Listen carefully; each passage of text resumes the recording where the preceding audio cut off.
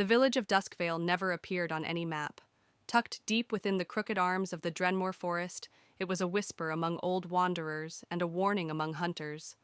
No roads led to it, no signs marked its boundary, but the curious and the foolish always found their way. Alex Granger, a freelance documentary filmmaker, was both. He had heard the legend from a drunken stranger in a roadside pub on the edge of Yorkshire, a village that vanished a century ago. Everyone gone in one night.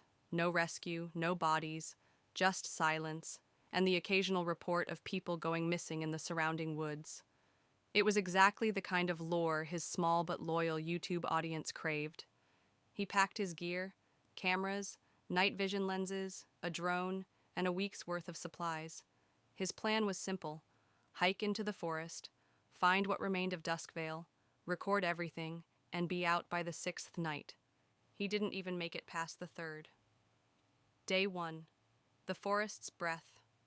Drenmore Forest welcomed Alex with a kind of quiet too heavy to be natural. Birds chirped briefly, only to fall silent as he passed. The trees leaned unnaturally toward the trail, their limbs tangled like fingers around secrets.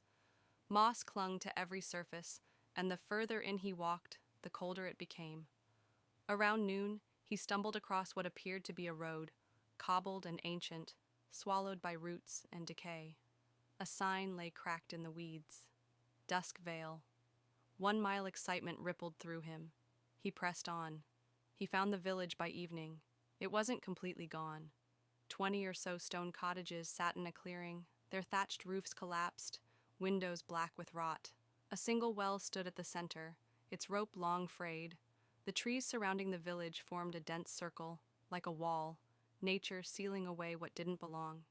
He pitched his tent just outside the nearest ruin and set up his camera for a time-lapse of the village skyline against the setting sun. That night, he heard the first whisper. It came from the well, faint and strained, like someone drowning. On day 2, echoes beneath. Alex replayed his night audio. The whisper was there, barely audible beneath the rustling wind. He enhanced the sound, a voice distant but unmistakable, repeating the same words. They watched through the walls. He shivered. He explored the houses in daylight. Inside, everything was coated in decades of dust. Old utensils, rusted lanterns, even a child's rag doll lay untouched, as if the villagers had simply evaporated. One home had deep scratch marks on the walls, tall and narrow, like claws trying to escape. Then he found the church. It stood taller than the other buildings, made of blackened wood, its cross broken and inverted. Inside, rows of pews faced an altar smeared with something dark. Behind it, a shattered stained glass window depicted a figure with hollow eyes surrounded by fire. Alex raised his camera and stopped. Someone stood at the back, a man, still, watching. Alex spun around, but the figure vanished. Not a sound, not a shadow, just the same still air pressing in on him. He packed up early that night. The whispering grew louder. Now it came from every direction, beneath the earth, inside the walls, and in his dreams, the trees bled. Day 3. Something watches. Alex tried to leave. The path he had come from no longer existed. Trees stood in its place, thick, old, immovable. He used his GPS. It spun wildly. North, east, west, every direction led back to the village. Panic cracked through his chest, but he fought it back with logic. He'd camp another night. At dawn, he'd use his drone to scout a path out. That night, he set up a thermal camera. At 2:43 a.m., it captured movement. 6 heat signatures circled his tent. They didn't walk. They twitched forward in unnatural jerks. Their limbs too long, heads tilting too far. They moved without sound, stopping just beyond the tent's edge. Then, slowly, they vanished into the woods. Alex never saw them, but he felt something touch his foot beneath the sleeping bag. He screamed and scrambled out, flashlight darting.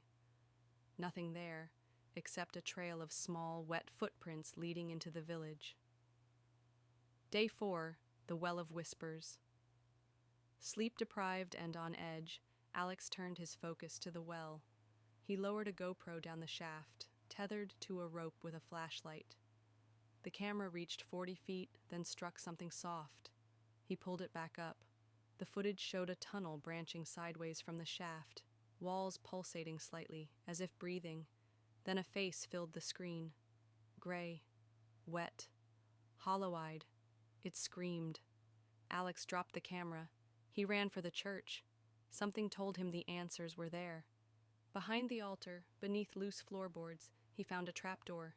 He opened it. The air below smelled like rotting flowers and burnt hair. He descended into a basement carved of stone, its walls etched with symbols he couldn't read. At the CE,